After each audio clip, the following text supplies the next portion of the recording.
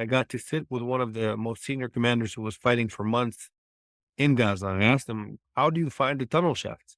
He said, "One thing I found is when I enter a new neighborhood, I look for the schools and mosques, and 9 times out of 10, that's where the tunnel shafts are. And when I have intelligence of a tunnel shaft being inside of a civilian house, I go to the children's room and I move the bed, and a lot of the time, that's where the tunnel shaft is."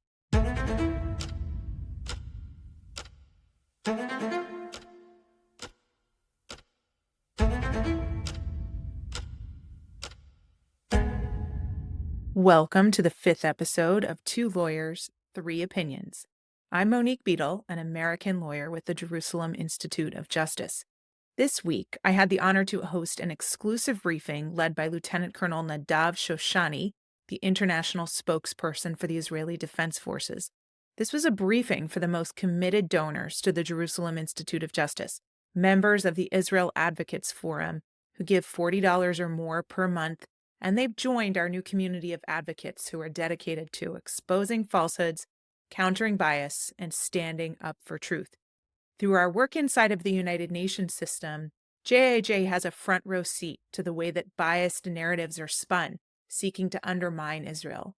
In order to fight back, we want to pull you together with other passionate supporters of Israel and equip you with accurate and reliable information that you can take into your sphere of influence, whether that's in government, media, academia, the arts, religious life, or simply your friends and family and your local community. You can join the Israel Advocates Forum by making a monthly donation to JIJ of $40 or more. That $40 donation is going to give you access to interactive webinars like the one you're about to listen in on, where you'll have an opportunity to learn from top experts in law, policy, and diplomacy. A little bit more about our guest expert. Lieutenant Colonel Nadav Shoshani is an extremely critical player in the information war. As the international spokesperson for the IDF, Lieutenant Colonel Nadav Shoshani fields a constant barrage of questions from international media. Nadav attended Hebrew University as an undergrad. He earned a master's in political communication from Reichman University. For the last 10 years, he's served in a variety of media and spokesperson roles, both within the IDF and the Knesset, and he was called into this critical role in the middle of the war, which has surely posed a great burden on him and his family. We brought Nadav to meet with the Israel Advocates Forum and give us a briefing on a very pressing topic. What is the IDF actually doing in Gaza? So let's listen in. We can even start a few days before October 7th. The policy of Israel with Gaza, with Hamas, was very clear. Israel hasn't initiated in Gaza in years, only acted against terror that was preparing to attack us or has attacked us already. The eve of October 7th was a Friday, but the day before, almost 20,000 Palestinian people from Gaza came into Israel to work in Israel, had work permits. And relatively speaking to this area and this region, the place was quiet and peaceful. On October 7th, Hamas, in hindsight, we understand they were preparing this plan for a very long time. Part of this plan was also how to mislead us, how to make us think that we are in a process with them that has hope for a better future for both sides, so they can use that better to prepare and find the time where they think we are least ready. That's exactly what they did.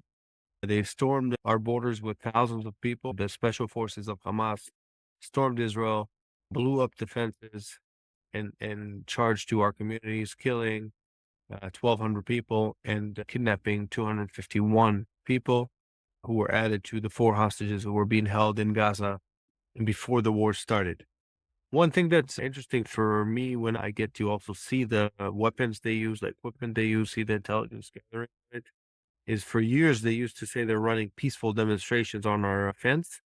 I'm sure some of you remember those protests on the fence between Gaza and Israel. For years they were doing that. And on October 7th, they had frames, metal frames that were exactly the right size and fitting to explode fence exactly in the weakest points of it. That's just one example, but in many cases, we understood that they were misleading us in a way that we thought has hope.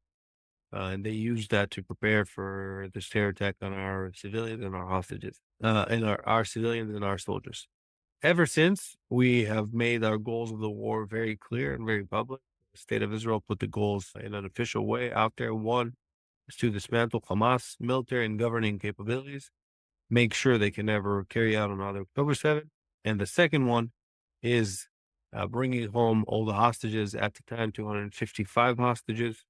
Right now, as we are speaking, 59 hostages are still in Gaza, some alive, some sadly are not alive anymore, held by Hamas in horrible, horrific conditions.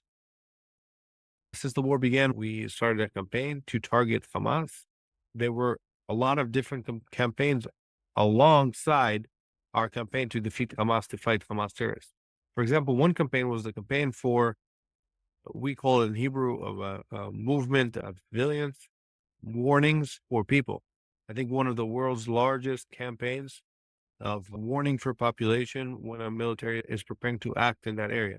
Something that is for us, in the army, for us, we almost take it for granted. But if you look in different armies and different conflicts around the world, it is unprecedented. We're talking about millions of phone calls, SMS, messages, leaflets, official warnings and statements in the media about where we're about to operate. And for a person who has grown up in the military, understanding the most important thing in the battlefield is the element of surprise.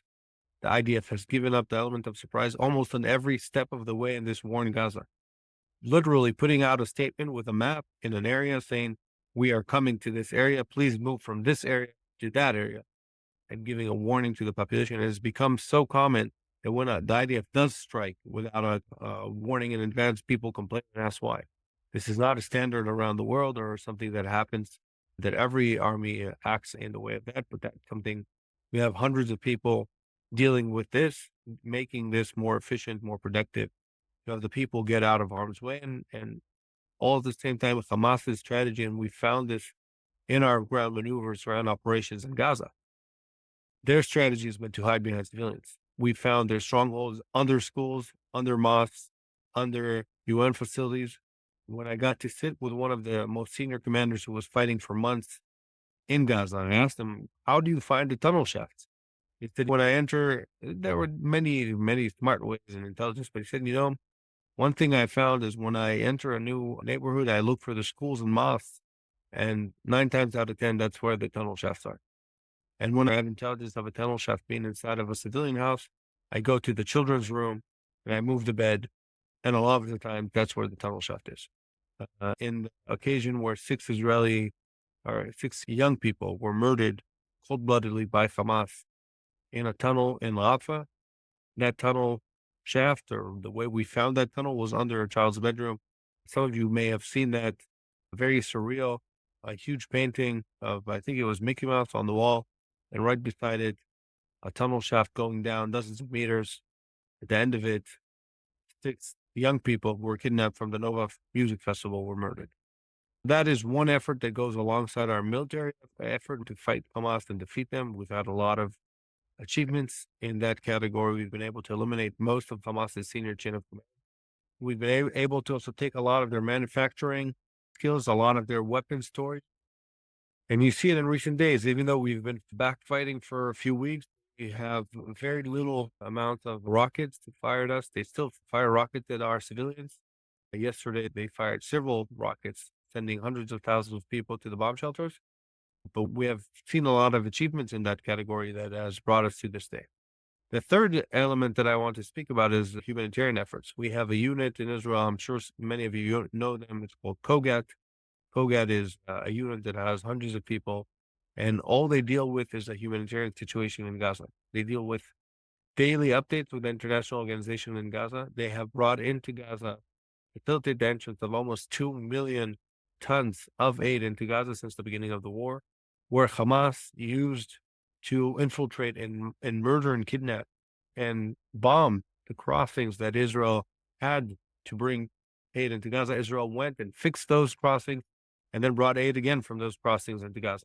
For a while in this war, there were times where Hamas would hide in the humanitarian area. We put a designated humanitarian area in Gaza. Hamas would fire rockets from that humanitarian area to the Kerem Shalom crossing, which is the main point of entry of aid into Gaza. So this is who we're facing. We're facing Hamas that is hiding behind civilians. And we, on our behalf, are doing everything we can. It is an operational effort, one of our operational efforts, to get civilians out of harm's way. And I think this is also very, very important. Some of my people or my peers who do what we call hasbara say the population of Gaza has increased since the beginning of the war. That's true, but I think it goes much further than that. A country that has invested huge amounts of money, manpower, and risked their own people to make sure that the humanitarian situation in Gaza is better, that has put their soldiers in ground operation with many, many casualties, instead of just a huge amounts of bombardment from the air. Yeah, that has helped run a campaign of 2 million vaccinations for polio in Gaza. It has brought in food, water, that has paved roads for the aid to come in, that has been fighting Hamas when they are looting the aid from the people of Gaza. I think, and I'm sure you guys are going to ask me about this, it speaks about also the point of misconceptions about this war and also of how Hamas has been able to try and portray Israel in this war. That is one of our efforts. That is my effort every day to tell the story of the IDF, to fight those lies by Hamas and to make sure that we tell our story and put it out there. We've had, we believe our military pressure leads to those ceasefire deals. Hamas is not a friendly military. Hamas is a terror organization who do not want to have deals with us unless they're incredibly good for them, incredibly bad for us. After the latest ceasefire that began early in March ended a few weeks ago, and as Israel understood that negotiations are not moving anywhere and that Hamas is acting to prepare another terror attack against our soldiers and, more importantly, our people, our civilians, we decided to act again, and we've been back at fighting ever since. And I think that's I mean, in a nutshell, where we are and why we're operating and where we're operating. We've said many times that this war will end when Hamas puts their guns down and releases the hostages, and we meant that, and that's what we're fighting for. Nadav, what would you say are the top misconceptions on the topic of what is the IDF really doing in Gaza? How do you see them presented in the media? And what do you find are the most potent strategies to counter them? Well, I think I touched upon this tiny bit. I think claims of Israel committing a genocide is one of the most horrific, blatant lies and a blood libel. And I find oftentimes in this war that what Hamas is claiming we are doing is something they did. Genocide is an attempt to, I'm sure a lot of you are lawyers and you can define it better than me according to international law, but genocide is an attempt to wipe off an ethnic group off of the face of the earth. A war that has a lot of casualties is not a genocide. It is a long, difficult war. We're fighting an enemy that is hiding behind civilians. We're fighting a just war for our existence here. We're fighting a terror organization that tried to commit a genocide. And it's not my interpretation. They said it. They want to kill all Jews and they want all Jews to be out of Israel. And when they're out of Israel, they're going to chase us around the world until they kill all Jews. That's not something I say. So Hamas attempted a genocide. They failed. Sadly, it took us too much time before we were able to push them off, but they failed.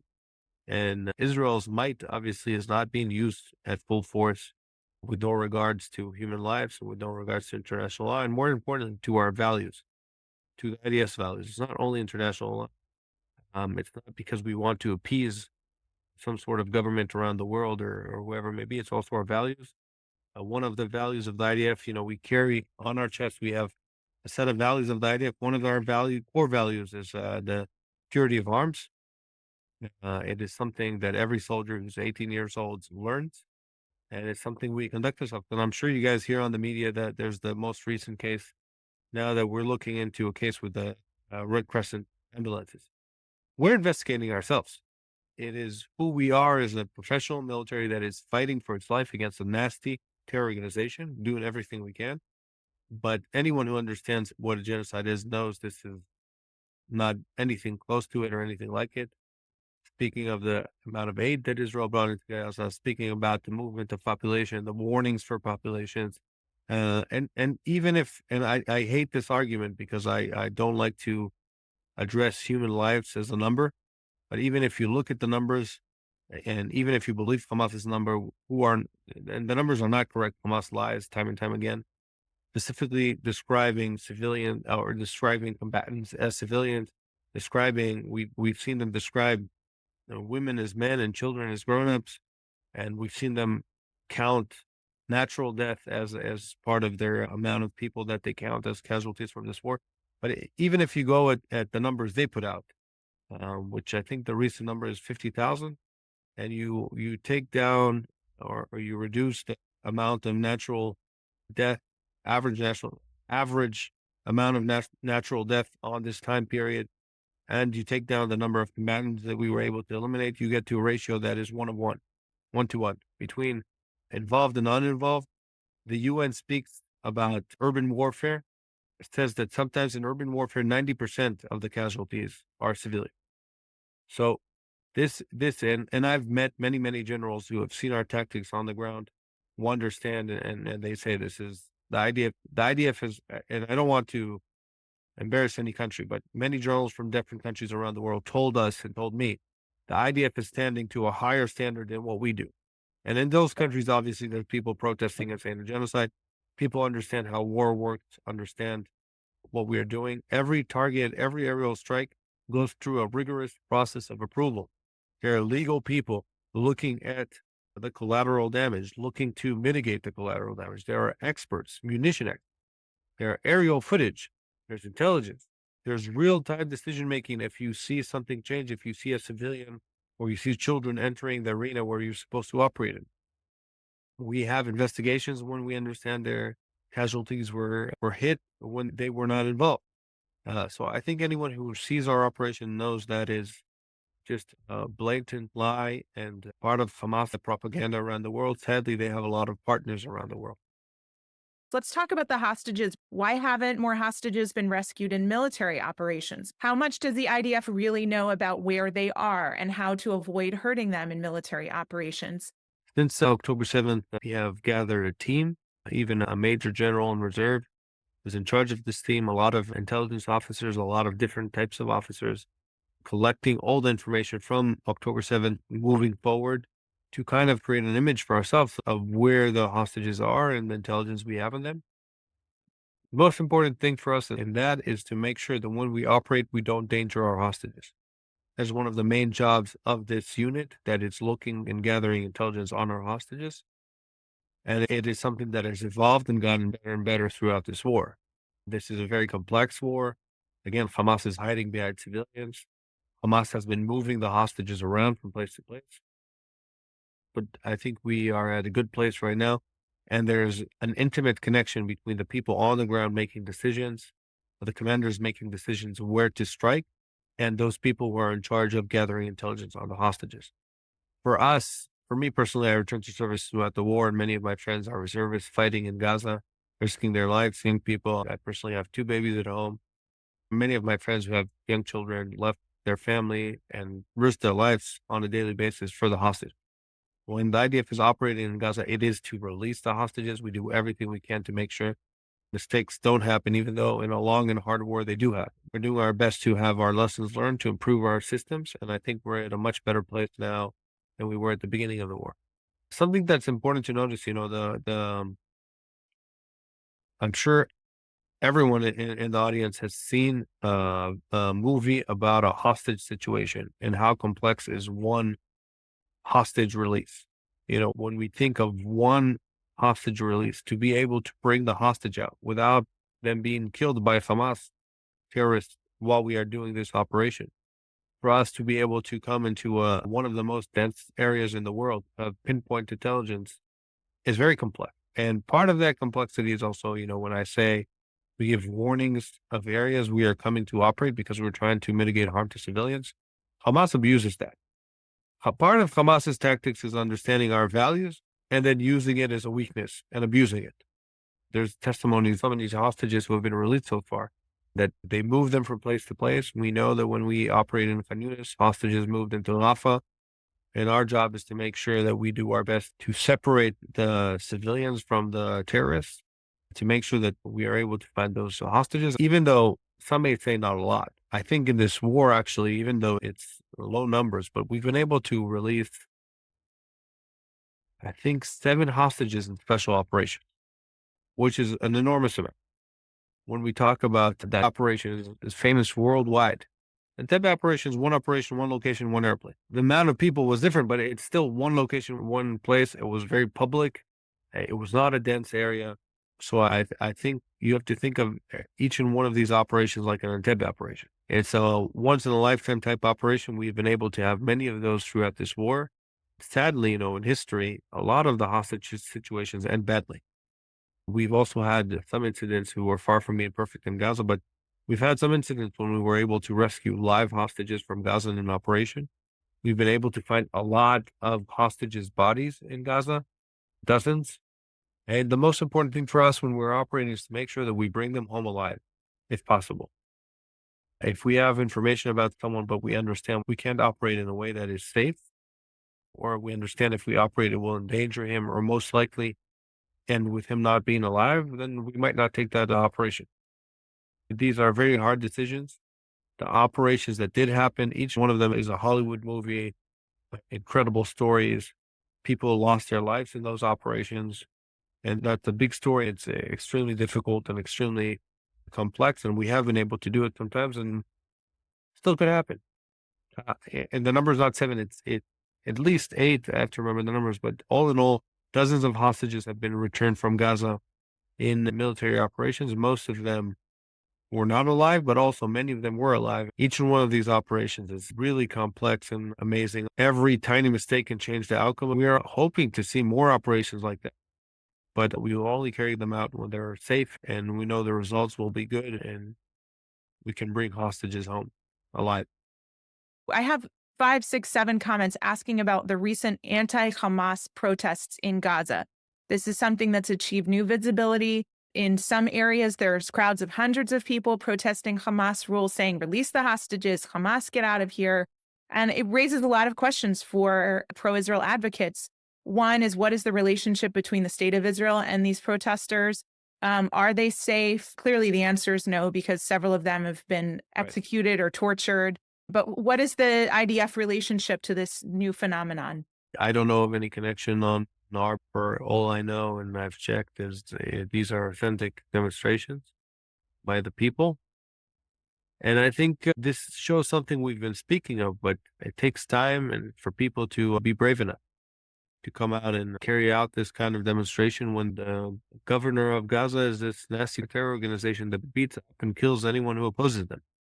When they got into power, they took the Fatah that who were in power before them and threw them from the roofs. Anyone who's trying to take aid is supposed to be for everyone. When the U.S. gives money to Gaza for aid, it's for the people of Gaza, not for Hamas. But if a civilian tries and take aid, Hamas is going to beat them up, maybe even kill them. So I think one thing is this war is so long that they're getting to a point where they want to see a change. I think they're also understanding that, and some of them have been indoctrinated in a specific way for many years, but I think they're understanding that Hamas is what's preventing them from having a normal life again. And that Hamas could end it if they release the hostages, and Hamas is unwilling to. I think they're also understanding that Hamas is prioritizing their own goals over the goals of the people of Gaza. And that we've heard Hamas leaders speak about it publicly, saying, we take the money coming into Gaza, we build tunnels for fighters. And the interviewer asked them, okay, but what about the people of Gaza? No, they're the problem of the UN, and Israel needs to follow international law. They'll be okay. But the tunnels are for our fighters. So Hamas prioritized themselves over the people of Gaza. I think the people of Gaza have had enough, some of them. And I also think that we have weakened Hamas to a stage where the people are starting to feel comfortable to stand up against it. I hope that we see more and more of this as we push Hamas to be weaker. And the same has happened in Lebanon. People are standing up against Hezbollah saying, it was peaceful here before you guys started a war with Israel for no reason. And we understand that if it's not for you, then it's peaceful here. So I think this is an interesting development and it's interesting to see. And I think if we are hoping for a better future between Israel and Gaza, it needs to be a future with no Hamas. It's something Israelis understand. I'm doing my best, and I think it's not good enough, but to make the world understand that, and I think also maybe some of the people in Gaza understand that. Can you address the tunnels? You mentioned that the Hamas has admitted that they consider the United Nations responsible for everyone above the ground, and they take all the money and invest it below the ground in the tunnel network. How much of the tunnel infrastructure has been destroyed? And is there any hope of progress on that front? I think Israel has, someone asked me today, what's the field where we have the most lesson learned in this war? So I think fighting in tunnels is one of them. We have been very successful at fighting in the tunnels with Hamas. We have been very successful identifying it. It's a long way to go. I think it's one of the world's largest tunnel system used by a terror organization. It is truly an amazing system that Hamas has built for decades and spent billions of dollars on. I think a kilometer of a tunnel is $2 million or something like that. It's very expensive. They take the money, they take the means going into Gaza. Israel obviously allows concrete to go into Gaza. We want them to be able to build Gaza before the war. Hamas takes that concrete, uses it for building their tunnel systems. They take the means that go into Gaza and they take the money that goes into Gaza because Hamas is the governor. We're a year and a half into this war. The army's made incredible strides on the physical battlefield, as you just outlined, eliminating really a lot of the existential threats to Israel. I can personally feel that shift inside the United Nations. Many of the countries that like to slam Israel in their public statements, they still want to be engaged and connected in the realms of diplomacy and technology and trade and academia. And I think the reason for that is that we have proven through our army that we're not going anywhere. But at the same time, it can feel like we're losing the information war because anti-Semitism is rising, and allies of Israel sometimes feel like we're talking amongst ourselves rather than scoring points in a global conversation. So you're one of the leading soldiers in the information war. How's your morale right now? And what do you wish that pro-Israel advocates in the diaspora would do differently? First of all, I want to thank you all for your support. I don't know you personally, but meeting you guys and hearing your questions and hearing a little bit about you guys, I know you guys support us and we value that. I don't have so many people who support me nowadays. I appreciate it. And this is an important war. I was in one of my previous jobs, I was spokesperson of the intelligence directorate. And one of the most senior intelligence officers in the IDF told me, what's the difference between you and Hamas? For us, we have military goals, and then the spokesperson kind of rides on that and supports that. For Hamas, they have propaganda goals. They have ideas. They have agendas. They want to convince the world. Their operations rise on that. I think October 7th showed their true face, but ever since October 7th, they've been trying to trick the world, manipulate the world. They would put terrorists. I haven't seen Hamas wear a uniform except for the ceasefires. They don't wear a uniform. They're civilians. There's no Hamas terrorists. They're civilians. It's crazy. And their whole goal is to create this propaganda machine, to create this image of Israel bombing schools. So they're just going to sit in a school and fire at Israel nonstop until Israel does something to protect itself. And then they're going to say Israel attacked the school. I think there's a real problem with the media. They go with easy headlines. Israel attacked the school. Hamas Health Ministry claims that 20 are dead. It's easy for them. It's a good headline. It's a problem. And I'm doing my best, and we have a lot to improve in that field. I think this conversation is one of the things I value a lot, is speaking to people, not just putting out statements to the press, but actually speaking to real people with involvement. And I know you guys are doing it as well, speaking to people in a real way, in an honest way, in a direct way. I encourage you can get our connections. You can follow us on our channels. I encourage you to ask us questions when something looks weird. Sometimes you'll see a piece on the news and it says we did something. Sometimes bad things happen in a war, sadly, but also sometimes if you ask us, you'll understand that a lot of it is the media misrepresenting what we do. And a lot of it is fake news driven by terrorists. When the world was fighting ISIS, no one listened to the statement ISIS was making. It's just a terrorist organization making a statement. But in this war, for some reason, people are listening to the statements Hamas is making, even though they lie time and time again. And that's why we need good people around the world who ask the questions when something looks wrong.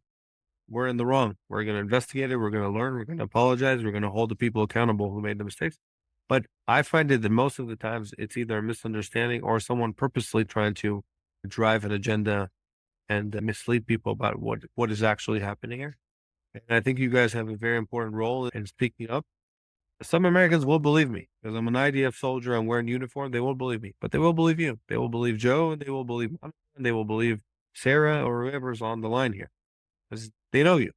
And I think that's a big part of why I think this conversation is important for me to have with you guys. And I am very happy for this crowd taking their time to listen to me, to try and really dive in and understand the situation in Israel. And I appreciate it. And I thank you guys for your support and for listening to me talk for over 40 minutes.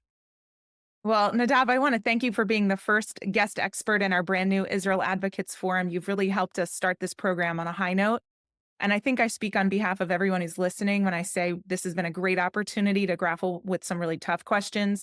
And you've really illuminated some of the realities of urban combat with a deeply entrenched terrorist organization. So I think I'm speaking on behalf of everyone when I say we're so grateful for your service and for the vital role that you're playing as a defender of Israel and the Jewish people. And we just really appreciate that you're giving us your time so generously, even this late into the evening for you. So thank you. Thank you very much. I'm happy to speak to you guys anytime. So if you've enjoyed today's conversation and you want to be invited to the next one, make sure to join the Israel Advocates Forum by making a monthly contribution of $40 or more to the Jerusalem Institute of Justice. We'll cover the laws of war and the challenge of fighting terror, the Palestinian Authority's pay to slay program, and Israeli Law 101, no constitution, no juries, no apartheid.